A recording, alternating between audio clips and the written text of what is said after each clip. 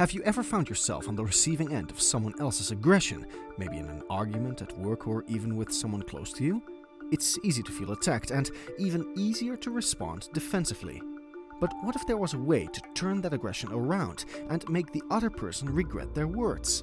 Let's look into a simple yet powerful verbal trick that can calm an aggressive person and often make them sorry for their behavior.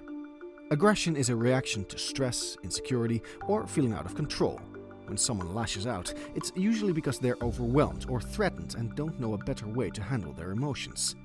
Imagine a time when you felt stressed, maybe by work, family obligations, or personal challenges. Sometimes when the pressure builds up, it only takes a minor inconvenience to make us snap. For someone prone to aggression, this can happen frequently. Instead of processing their emotions in a constructive way, they react outwardly. Understanding this can be empowering.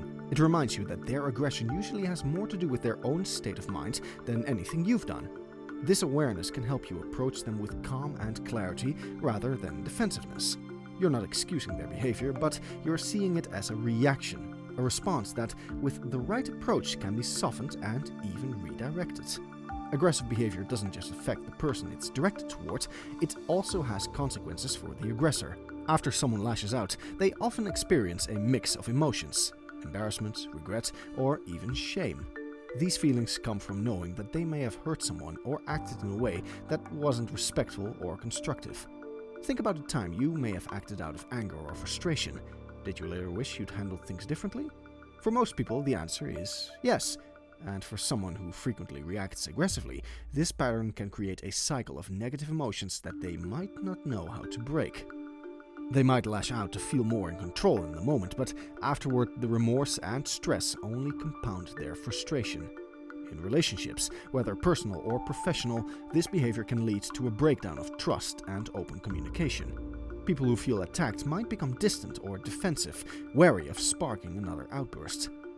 Over time, the aggressor may find themselves feeling isolated, misunderstood, or judged, which can fuel even more aggressive reactions. This cycle is exhausting for both parties involved. When you understand that aggression often leads to regret, it sets the stage for responding in a way that encourages self-reflection. Instead of taking their words personally, you can choose to see the situation as an opportunity to help them calm down. By approaching their reaction calmly, you not only protect yourself but also create a situation where they're more likely to feel sorry for their behavior afterward. Now, let's get into the verbal trick itself: reflective listening combined with non-defensive acknowledgement. This approach is incredibly effective in handling aggressive behavior because it does something unexpected. It neutralizes the tension instead of escalating it. When someone is aggressive, they are usually expecting a defensive or combative response. By responding calmly and acknowledging their feelings, you shift the dynamic and often catch them off guard.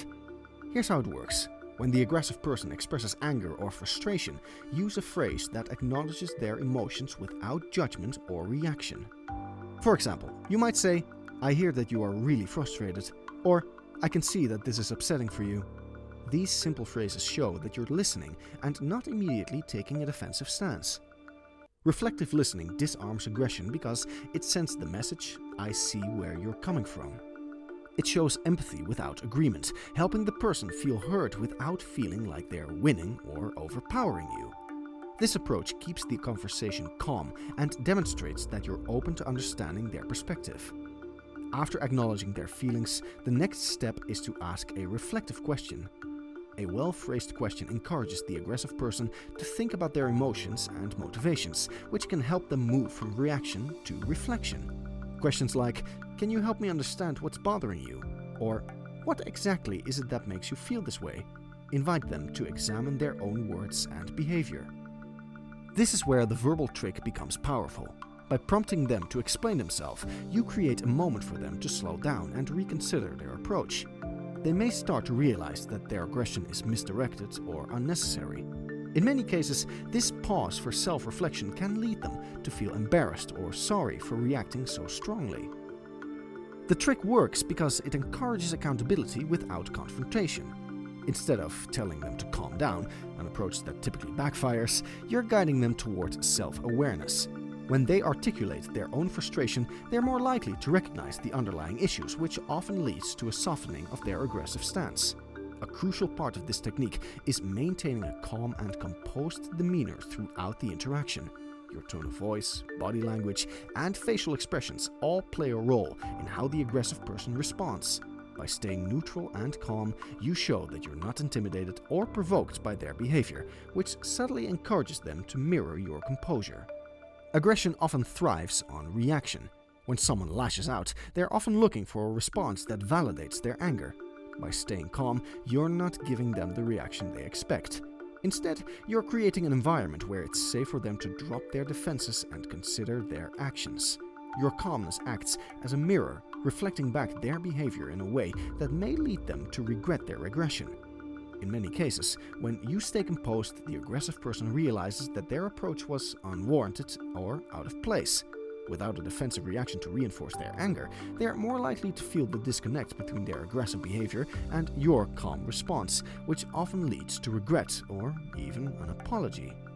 Reflective listening is powerful because it taps into a basic psychological need we all have: the need to feel understood.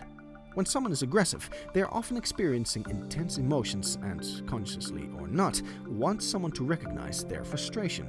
Reflective listening, which involves acknowledging their feelings without reacting defensively, addresses this need directly. Here's the psychology behind it.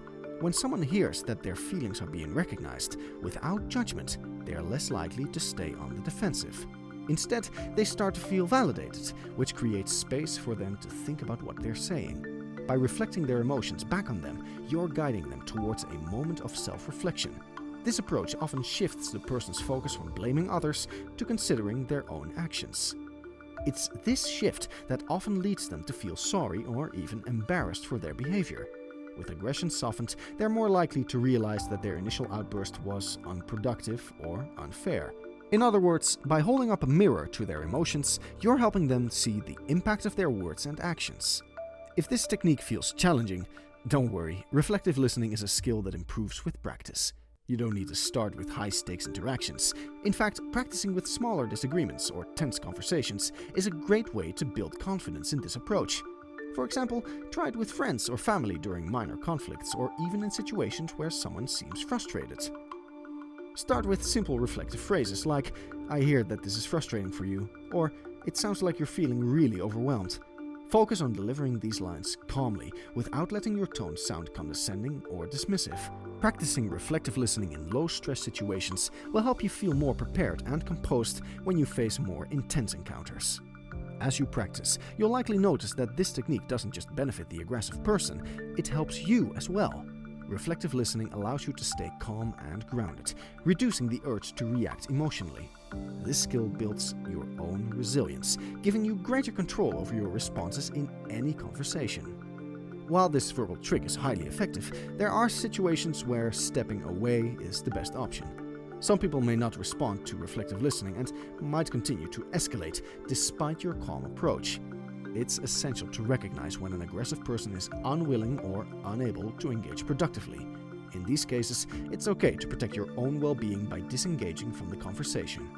If you find yourself in a situation where reflective listening doesn't work, calmly let the person know that you'll revisit the discussion later when emotions have settled.